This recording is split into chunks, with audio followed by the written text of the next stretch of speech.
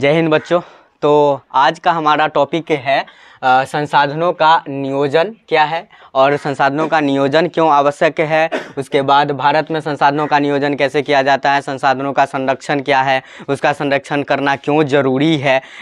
इससे आगे भी और भी टॉपिक्स है जो इस वीडियो में क्लियर करेंगे।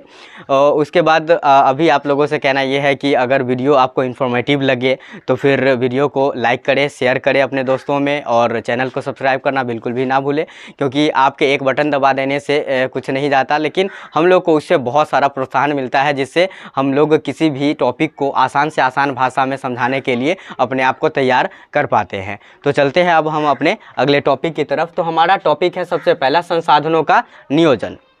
हम लोग ये जानते हैं कि हमारे लिए संसाधन कितना ज़रूरी है। हम संसाधन के बिना हमारा लाइफ लगभग अधूरा है। संसाधन हमारे जीवन को आसान और सुखी बनाता है।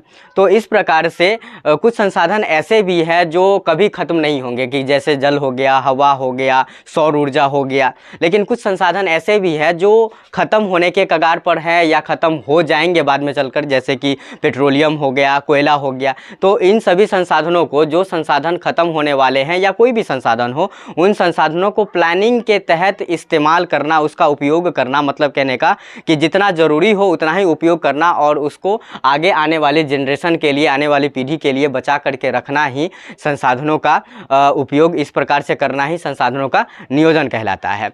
अब हम लोग समझेंगे कि संसाधनों का नियोजन क्यों ज़रूरी है। ये तो हम लोग जानते हैं कि संसाधन हमारे लिए कितना ज़रूरी है, कि संसाधन के बिना हमारा लाइफ लगभग अधूरा ही है। अब संसाधन हमारे जीवन को आसान, सुख, समृद्ध बनाता है।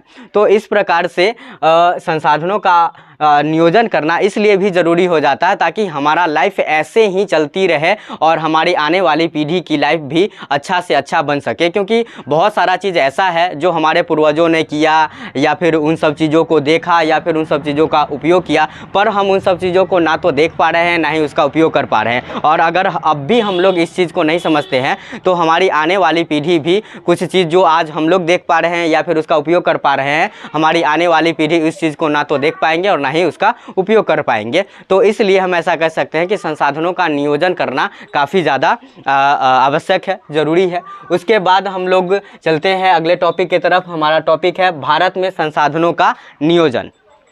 अब हम लोग समझेंगे कि भारत में संसाधनों का नियोजन कैसे किया जाता है। तो सबसे पहले क्या किया जाता है, भारत के विभिन्न क्षेत्रों में जाया जाता है, देखा जाता है और वहाँ से ये पता लगाया जाता है कि हम कहाँ से कौन सा संसाधन निकाल सकते हैं। ठीक है, ये पता लगाया जाता है, जगह का पहचान किया जाता है और पता लगाया जाता है कि वहाँ पर से कौन सा संसाधन हम निकाल सकते हैं। दूसरा स्टेप होता है संसाधन की मात्रा एवं गुणात्मक स्तर का निर्धारण करना। मतलब कि ये पता लगाना कि उस जगह से हम कितनी मात्रा में वहाँ से कोई भी सामान हम निकाल सकते हैं और उसका लेवल कैसा है, मतलब कि उसकी क्वालिटी कैसी है, हाई है या लो है या फिर यूज में आ सकता है या नहीं भी आ सकता है। इस प्रकार ये सब चीज़ पता लगाते हैं। तीसरा स्टेप होता है विकास की योजना को चरणबद्ध रूप से तैयार करना। मतलब जो संसाधन हम लोग निकालेंगे उसमें जो भी संशोधन करना होता है ताकि हम उसको उपयोग में ला सके। तो इस प्रकार से उसको विकास करने के लिए हमें एक प्लान करना होता है कि इसके बाद हम ये करेंगे, इसके बाद ये करेंगे। जैसे कि अगर आपको सुरक्षित और अच्छे ढंग से अगर आपको छत पे जाना है तो आपको एक सीढ़ी के बाद दूसरा सीढ़ी, दूसरा के बाद तीसरा, तीसरा के बाद चौथा, इस प्रकार से आप सुरक्षित छत पर पहुंच सकते हैं। लेकिन अगर आप एक सीढ़ी के बाद डायरेक्ट दूसरा या तीसरा या चौथा सीढ़ी पर छलांग मारने की कोशिश करते हैं तो हो सकता है कि आप गिर जाएं और चोटिल हो जाएं। तो उसी प्रकार से किसी भी संसाधन का विकास करने के लिए एक योजनाबद्ध प्लानिंग बहुत ज़्यादा ज़रूरी होता है ताकि वह संसाधन जो हमें प्राप्त हुआ है उसका सही उपयोग किया जा सके, वह बर्बाद न जाए, इसके लिए। उसके बाद समुचित विकास के लिए उचित तकनीक को अपनाना। मतलब कहने का कि किसी भी संसाधन जो हमें प्राप्त हो गया है, जो वस्तु हमें प्राप्त हो गया है, उसको विकसित करने के लिए, उसको और अच्छा बेहतर बनाने के लिए हमें उचित तकनीक का ज़रूरत पड़ेगा। जैसे कि अगर हम एक मोबाइल फ़ोन का अगर हम उदाहरण लें और तो बहुत सारा सामान ऐसा होता है, जैसे भारत में सैमसंग का सबसे बड़ा फैक्ट्री नोएडा में है। वहाँ पे बहुत सारे सामान को, मोबाइल का जो पार्ट्स होते हैं उनको लाया जाता है, वहाँ पे असेंबल करके और तब जा करके वहाँ पर उसको बनाया जाता है। लेकिन अगर वहाँ पर लेकिन अगर वहाँ पर मोबाइल के पार्ट्स पुर्जा को असेंबल करने का अगर उचित तकनीक हमारे पास वहाँ पर अगर नहीं होगा तो सही से मोबाइल असेंबल नहीं हो पाएगा और वो जो भी पार्ट्स पुर्जा उसमें उपयोग किया गया है वो बर्बाद हो जाएगा। इस प्रकार से हम कह सकते हैं कि संसाधन की बर्बादी हुई। उसके बाद मजदूरों को प्रशिक्षण के लिए संस्थानों की स्थापना करना।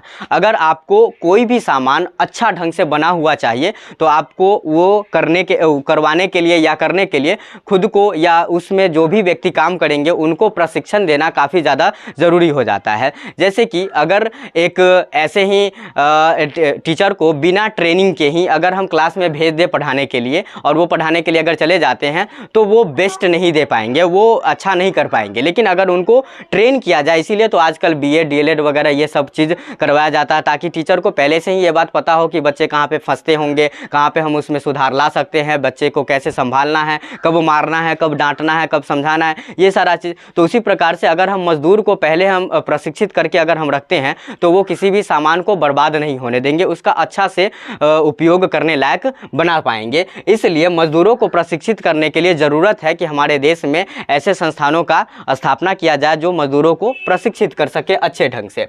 उसके बाद हमारा लास्ट स्टेप होता है राष्ट्रीय स्तर पर योजनाओं का निर्धारण करना। मतलब जो भी संसाधन हम लोग बना पाए हैं उन संसाधनों को किस क्षेत्र को कितना देना है, किसको कितना उपयोग है, ये सारा चीज़ देख करके उसको देश भर में बांटना ताकि समान रूप से हमारे देश में जितने भी नागरिक हैं उनका समान रूप से विकास हो सके। तो इस प्रकार से हम लोगों ने अभी ये समझा कि भारत में संसाधनों का नियोजन किस प्रकार से किया जाता है। अब और आगे हमारा टॉपिक है संसाधनों का संरक्षण।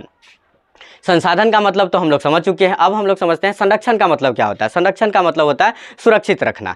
मतलब कहने का कि अगर संसाधनों का को हम अगर सुरक्षित रखते हैं तो उसी को हम लोग संसाधन का संरक्षण कहते हैं। अब संसाधनों को सुरक्षित रखने का मतलब ये नहीं है कि हम उसका उपयोग न करें या फिर कंजूसी से उपयोग करें। संसाधनों के संरक्षण का मतलब है कि हम उसका इस प्रकार से उपयोग करें कि उसका ज़्यादा दोहन भी ना हो, यानी कि आने वाली पीढ़ी पर इसका कोई असर भी ना हो और हमारा काम भी निकल जाए। तो इस प्रकार से मतलब हम ऐसा कह सकते हैं कि संसाधनों का विवेकपूर्ण ढंग से अच्छा से प्लानिंग करके और तब जाकर के कहाँ पर किस चीज़ का कितना ज़रूरत है, इस प्रकार से अगर हम उपयोग करते हैं और आने वाली पीढ़ी के लिए भी कुछ वस्तु को बचा करके रख लेते हैं संसाधन को, तो इसे हम संसाधन का संरक्षण कहेंगे। अब हमारा अगला सवाल है कि संसाधनों का संरक्षण क्यों जरूरी है। हम लोग ये तो जानते हैं कि संसाधन हमारे लिए कितना जरूरी है, संसाधन के बिना हमारा लाइफ अब लगभग अधूरा ही है। हम लोग दैनिक जीवन में जो कुछ भी इस्तेमाल करते हैं वे हमारे जीवन को आसान बनाते हैं, लेकिन अगर हम संसाधनों का उपयोग करना छोड़ दें तो हमारा लाइफ लगभग मतलब अधूरा हो जाएगा। हम जो कुछ अभी कर पा रहे हैं वो सारा चीज़ हम अभी बाद में नहीं कर पाएंगे। इसलिए संसाधनों का संरक्षण करना यानी कि उसको सुरक्षित रखना बहुत ज़्यादा जरूरी है और इस प्रकार से भी सुरक्षित रखना कि आपका भी काम निकले, आपका भी काम होता रहे और आने वाली पीढ़ी पर भी इसका कोई असर न पड़े। तो आज के वीडियो में हम लोगों ने जो कुछ भी जाना, अगर आपको वीडियो इन्फॉर्मेटिव लगा, आपको पसंद आया तो वीडियो को लाइक करें, अपने दोस्तों में इसको शेयर करें और चैनल को सब्सक्राइब करना बिल्कुल भी ना भूलें। जय हिंद बच्चों।